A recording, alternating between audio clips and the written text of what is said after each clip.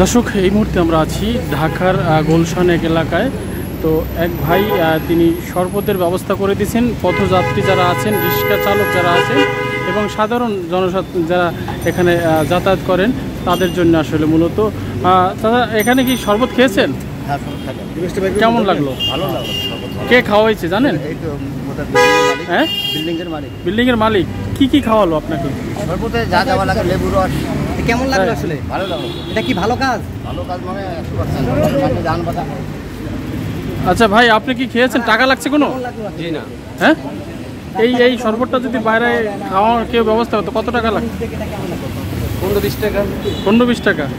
ভালো লাগছে? হ্যাঁ। আচ্ছা, আপনি তো খাইলেন, আপনি কি মন থেকে কি দোয়া করছেন তাকে?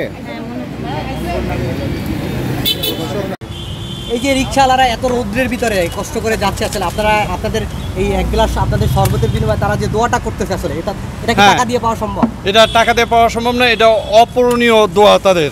কারণ এই পানি খাওয়ানো তো এমনিই সব, তারপরেও আমরা চাচ্ছি ফ্রিজের ঠান্ডা পানি একটা স্যালাইন ট্যাঙ্ক দিয়ে লবণ দিয়ে, যাতে তাদের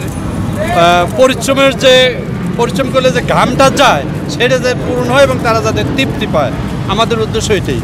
এত কিছু রেখে এই উদ্যোগটা হঠাৎ করে আপনাদের মাথায় কেন আসলো?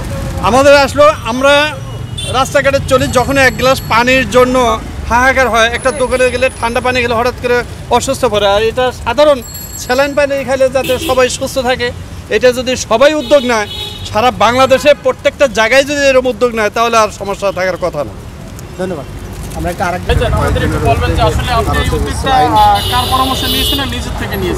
এটা মূলত নিজের থেকেই নিয়েছি। সেটা হচ্ছে গেল বোধহয় 20 তারিখে বা 22 তারিখে এই 20 নম্বর হাউজে একজন সিকিউরিটি গার্ড মারা গিয়েছে। তারপরে হঠাৎ করে মনে হলো সিকিউরিটি গার্ড হিট স্ট্রোকে মারা গেছে, কিন্তু তাকে ডিউটি করানো হচ্ছিল, প্যান্ট ইন করানো, বুট এবং মাথায় ক্যাপ। ওই দিন সকাল থেকে আমি আমাদের সিকিউরিটিদের বললাম যে তোমাদের ফ্রিভাবে ডিউটি করো, জুতা মোজা পরতে হবে না, ক্যাপ পরতে হবে না এবং শার্ট ইন করতে হবে না, মানে ফ্রিভাবে যতক্ষণ এই হিটটা না কমে ততদিন এইভাবে। এবং ওই দিনে হঠাৎ করে আমি ম্যানেজার সাহেবকে বললাম যে এদেরকে স্যালাইন পানি খাওয়ান, আমি উপর থেকে বরফ পানি পাঠাবো। তো হঠাৎ একটা লোক মারা যাওয়ার পরে আসলে আপনার এই চিন্তাটা আসলো না, এই চিন্তাটা আমরা এইখানে ভিতরে পানি খাওয়াচ্ছিলাম, আমরা আমাদের ড্রাইভার তারপরে সিকিউরিটি এদের খাওয়াচ্ছিলাম। যখন বাইরে মারা গেল তখন এই উদ্যোগটা নিলাম যে বাইরেও খাওয়ানো উচিত।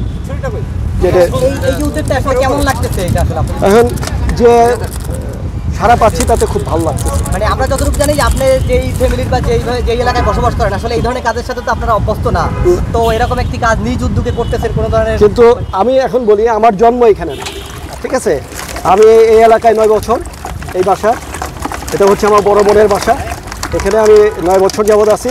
কিন্তু এই উদ্যোগগুলো আমি এর আগেও নিয়েছি বারবার, ঠিক আছে? তো এই মানুষের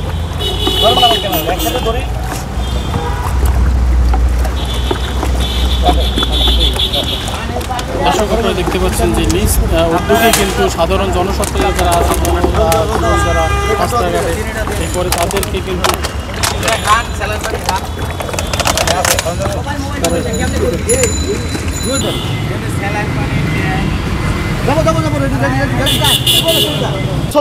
এই মুহূর্তে গরমের এবং রোদের যে তাপ, এই তাপে কিন্তু অনেকেই হিট স্ট্রোক করে মারা যাচ্ছে। তো এই ধরনের একটি ঘটনা ঘটেছে সেভ গুলশানে। সেই ঘটনার পর থেকে কিন্তু এখানকার সচেতন একজন নাগরিক নিজ উদ্যোগে সাধারণ জনগণের জন্য স্যালাইনের পানি এবং ঠান্ডা পানির ব্যবস্থা করেছে। তো এখান দিয়ে অনেক রিক্সা চালক ভাইয়েরাও কিন্তু এই পানিগুলো খাচ্ছে, স্যালাইনের পানিগুলো খাচ্ছে। আমরা শুনবো মানে কেন নিজ উদ্যোগে এই ভাইটি এই ঠান্ডা পানির এবং স্যালাইনের ব্যবস্থা করেছে। ভাইয়া, আচ্ছা আপনার নাম? মোস্তফা রুবেল। মোস্তফা রুবেল ভাই, আচ্ছা আপনি একটু বলবেন যে এই যে আপনি এই যে শরবতটা এখন করছেন, এটার ভিতরে কী কী দিচ্ছেন? এটা আমাদের স্যালাইন, চিনি। স্যালাইন আর চিনি। আচ্ছা, এই শরবতটা সাধারণ মানুষদেরকে যারা পথচারী আছে তাদেরকেই তো খাওয়াচ্ছেন? জি। সবাই খাচ্ছে? হ্যাঁ, যারা যাচ্ছে এখান থেকে সবাই খাচ্ছে, মানে ধনী গরিব কোনো ভেদাভেদ নেই? ভেদাভেদ নেই, কেউ কোনো ভেদাভেদ নেই, সবাই খাচ্ছে, রিক্সা চালক হতে ধনী গরিব যা আছে সবাই খাচ্ছে। সবাই খাচ্ছে। আচ্ছা, এই উদ্যোগটা কেন নিয়েছেন আপনি? এটা প্রতিদিনই খবরে দেখতেছি যে হিট স্ট্রোকে লোকজন মারা যাচ্ছে, এবং জায়গায় জায়গায় যে শরবতগুলা যে বিক্রি করতেছে, সেই শরবতগুলা যে ফুটপাতে যেগুলো বিক্রি হচ্ছে ওগুলা পিওর শরবত না, ভেজাল। বিশেষ করে বরফটা ভেজাল, এবং বরফটা ভেজাল আছে আপনার কাছ থেকে আমরা শুনবো। যারা ফুটপাতে শরবতটা বিক্রি করে বরফটা ভেজাল আপনি বললেন, মানে ভেজালটা কি কি দেখেছেন বা কিভাবে জানতে পারলেন বরফটা ভেজাল? আমি একদিন টেস্ট করেছিলাম, হ্যাঁ, সেই বরফটা বোধে ময়লা ময়লা ময়লা এবং একটু দুর্গন্ধ। মানে অনেকেই বলতেছে আবার এই বরফটা নাকি যে মাছের মধ্যে দেওয়া হয়, সেই বরফটা আমরা মানুষকে খাওয়াচ্ছে, সেই বরফটাই দেওয়া হচ্ছে, সেই বরফটাই দেওয়া হচ্ছে। তাহলে আপনি কোন বরফ দিচ্ছেন? আমি ফিল্টার পানির বরফ, একদম ফিল্টার, আমাদের নিচে ফিল্টার আছে, সেই ফিল্টার থেকে বোতলে ভরে সেটা বরফ করতেছি। আবার আমরা তো দেখলাম আপনারা এই যে বোতল, দেখি বোতলটা একটু বের করা যাবে? এই বোতলে করে আপনারা বরফ গলিয়ে ফ্রিজে, সম্ভবত ফ্রিজে রেখেছেন। ফ্রিজে রাখছিল, ডিপে, সেখান থেকে এই বোতলে করে ইনটেক বোতল, একদম নতুন বোতল। আচ্ছা, তো আপনি একদম ভালো বরফ দিয়ে মানুষকে শরবত খাওয়াচ্ছেন কেন ভাই? আপনি এই উদ্যোগটা কেন নিয়েছেন? এটা ওই যে গরমে যখন অতিরিক্ত পড়ে তখন টিভিতে এবং ডাক্তাররা সবসময় বলে যে তরল খাবার খেতে এবং বেশি বেশি করে পানি খেতে। এখন বিশেষ করে আমাদের রিক্সা চালকরা যারা রাস্তায় ঘুরে তারা বিশুদ্ধ পানিটা পায় না। আচ্ছা, এই মূলত এই জন্যই এই ব্যবস্থাটা, এই জন্যই ব্যবস্থাটা করা।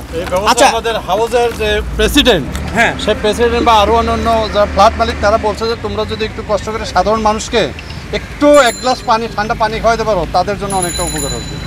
এই জন্য আমরা